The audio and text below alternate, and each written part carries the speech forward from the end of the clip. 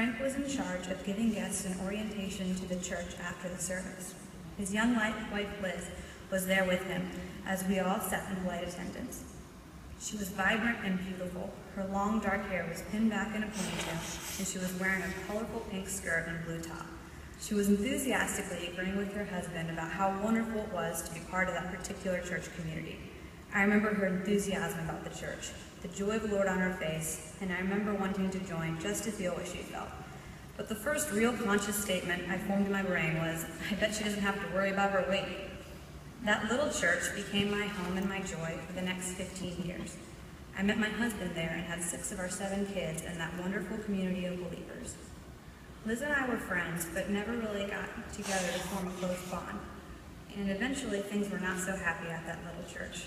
Things went wrong, as things tend to do in this broken world. With great sadness, we took our growing brood of children to Florida to heal and to find a fresh start. Unknown to us, so did the Ecklebargers. Liz and I reconnected over coffee years later in Orlando, after her son Tim and my son Aaron met at a party and discovered they had a lot of unusual things in common. I remember wondering if she would judge me for the course I took after I left the church we both grew up in. But she didn't. Instead, she did a very unusual thing. She asked me about my struggles, the pain I had endured, and then she cried. No one had ever cried for me. I had spent many years trying to heal from that church experience. I got over it intellectually. I forgave the best I could. But in the end, I just moved on. And now here was Liz crying over my buried hopes and disappointments with God and his church. If you know Liz's story and you know mine, it's like a person with a dagger stuck in their back, crying over a friend with a paper cut. The struggles her family hurts and disappointments were profound and deep and complicated, and I will not try to elaborate on them. You can ask Frank, because it's an amazing story of faith and redemption. She leaned over her coffee that day and said, "Do you remember how we used to love each other, Susan?" I shrugged. Then she got specific. "Do you remember how we used to help each other move and set up new homes? Do you remember how we would bring meals to each other and celebrate each new birth? Do you remember the creative ways we celebrated birthdays and pranked each other? Why don't we love each other like that anymore?" Not one to just sit around and make pointless observations, she had a crazy idea that people, especially the church, needed practical ways to help kickstart to move and love each other, like the old days. Still going through her own journey of suffering, she started making lists of practical ways people could love others who were going through various life-changing events. Grateful for this new friendship and for someone who understood my past, we began to meet up and even spent a weekend together at Amanda's beautiful beach house. It hadn't even been a year. I was just getting started enjoying this new friend when I got a call from her early one Saturday morning. "Susan, I have cancer. It doesn't look good, but this is what I want you to do."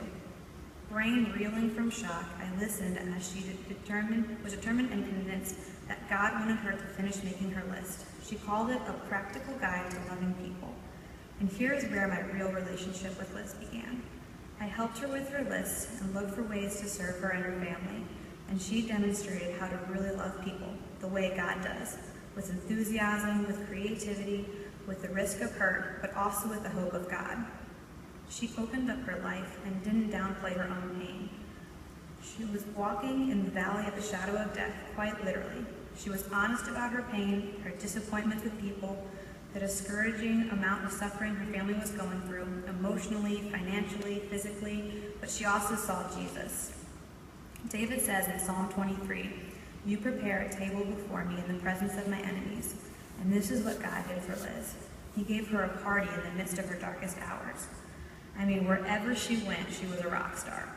She'd be in terrible pain, and I'd be driving her to get her medicine, and she would demand, "Stop and roll down your window." And then she'd shout at a man walking toward his car from the store, "Hey, that was a really nice thing I saw you do. Thanks for getting the door for that woman." And he beamed, then she beamed, then I beamed. She brought candy for her nurses and decorated her little tray so she could bring beauty to the depressing doctor's office, where she endured many grueling hours of chemo.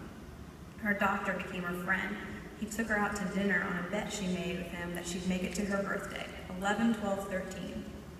Unable to attend church, she became an avid fan of David Youth, pastor of the huge First Orlando Baptist Church.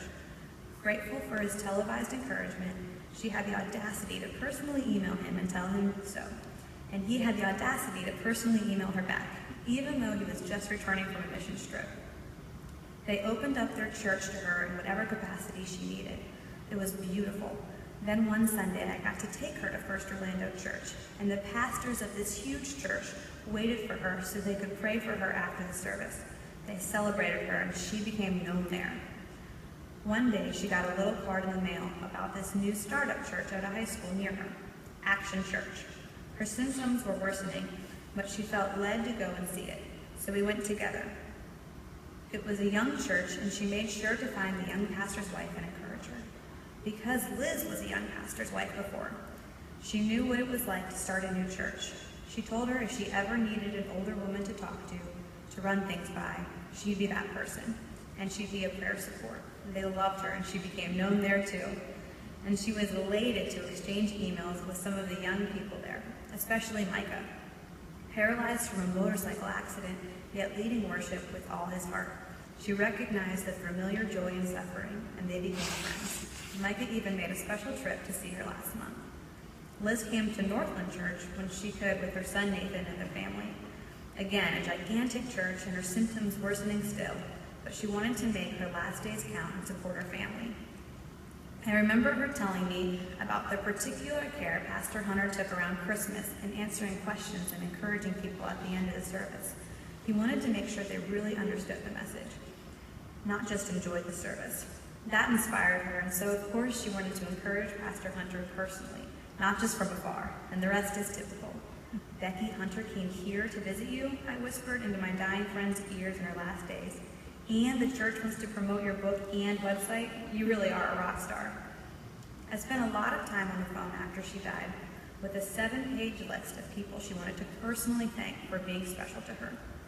She couldn't even let her passing go by without using her life one more time to bring the love and the hope of Christ to others.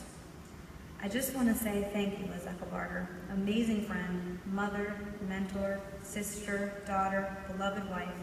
You showed us how to love God and people, and like the practical person that you are, you even left all your notes in case we forget. We will see you again, sweet friend, and in the meantime, I'm going to keep the table set, a table that represents the party that God hosts in the midst of our pain and suffering. Thank you for allowing me to be at your party. It was the grandest, most holy party. And I will continue this journey of loving God and others with creativity, with risk of hurt, with honesty, and with hope in Jesus, just like you did.